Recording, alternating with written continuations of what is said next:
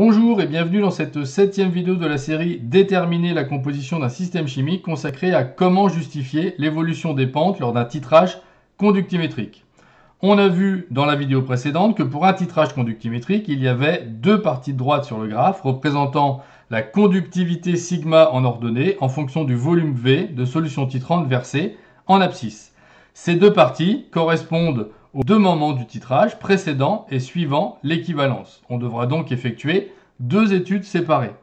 Pour justifier l'évolution des pentes, il faudra tenir compte de tous les ions évidemment, avec leur conductivité molaire ionique et de l'équation de la réaction.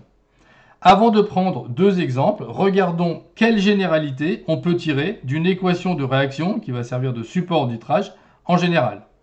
Modélisons-la par un réactif titré, qui sera dans le bécher, qui va réagir avec un réactif titrant, présent dans la burette, pour donner au moins un produit.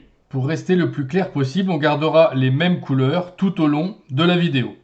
Donc avant l'équivalence, que se passe-t-il?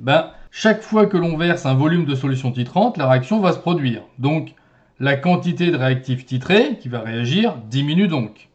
La quantité de réactif titrant, elle, va rester nulle puisqu'il va réagir dès qu'il est versé. Et la quantité des produits obtenus, forcément, va augmenter. C'est ce que l'on va voir sur l'animation ci-contre avec cette équation de réaction modélisée avec des formes géométriques. On voit bien sur cette animation qu'au fur et à mesure que l'on ajoute le réactif titrant, losange vert, il réagit et donc il est absent dans le bécher.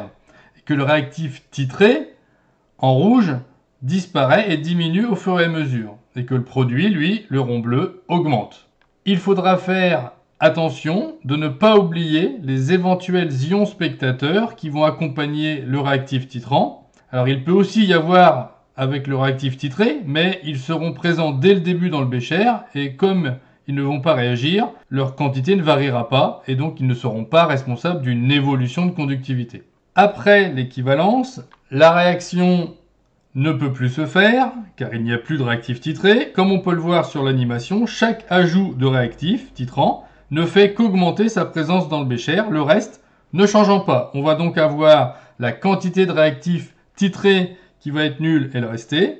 La quantité de produit va rester constante puisque la réaction ne se fait plus. Par contre, comme on continue d'ajouter, la quantité de réactif titrant ne va faire qu'augmenter. Et comme avant l'équivalence, on n'oubliera pas les éventuels ions spectateurs. Regardons notre premier exemple qui est le titrage acido-basique de l'acide acétique du vinaigre, CH3COH, par l'hydroxyde de sodium, Na+, plus HO-, où les ions hydroxyde HO- sont la base. Voici le graphe du titrage.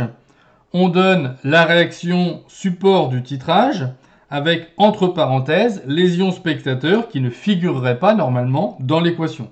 On donne aussi les valeurs de conductivité molaire ionique des différents ions qui vont intervenir.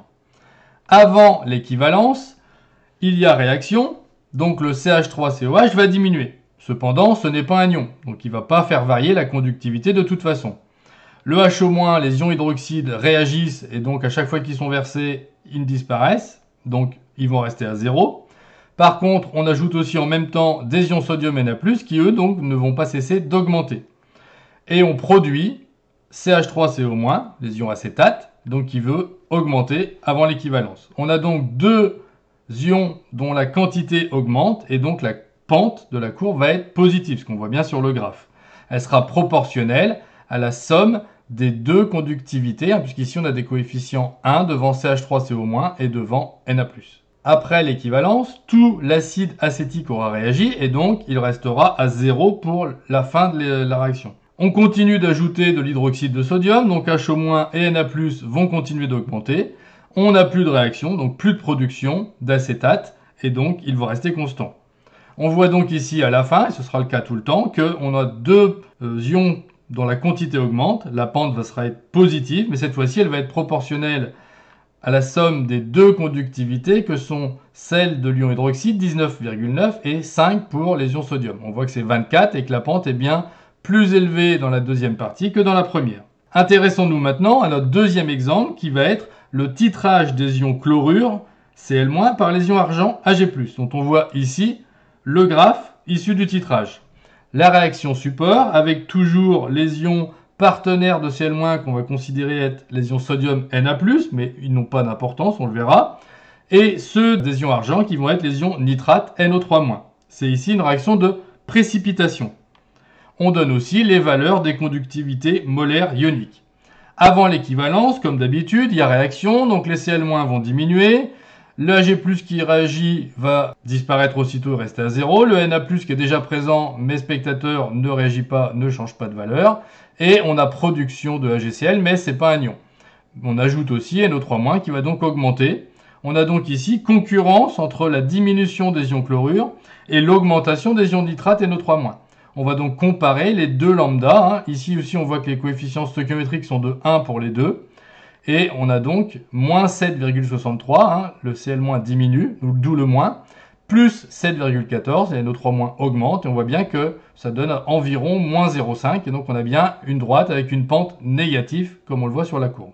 Après l'équivalence, on n'a plus de réaction, le Cl- a totalement disparu, il va rester à 0, le Na+, ne bouge toujours pas, c'est toujours un ion spectateur, les Ag+, on les ajoute mais ils ne peuvent plus réagir, donc ils vont continuer à augmenter, tout comme les ions nitrate NO3-, qui sont toujours spectateurs.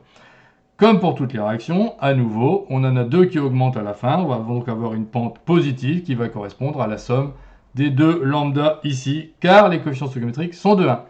Voilà, c'est tout pour les exemples et c'est tout pour cette vidéo. Je vous remercie, à bientôt et au revoir.